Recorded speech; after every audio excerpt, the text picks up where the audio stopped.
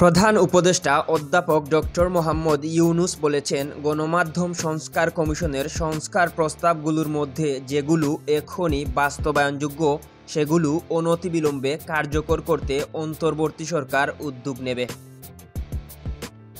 শনিবার ২২ মার্চ রাষ্ট্রীয় অতিথি ভবন যমুনায় গণমাধ্যম সংস্কার কমিশনের প্রতিবেদন হস্তান্তরকালে প্রধান উপদেষ্টা এই মন্তব্য করেন।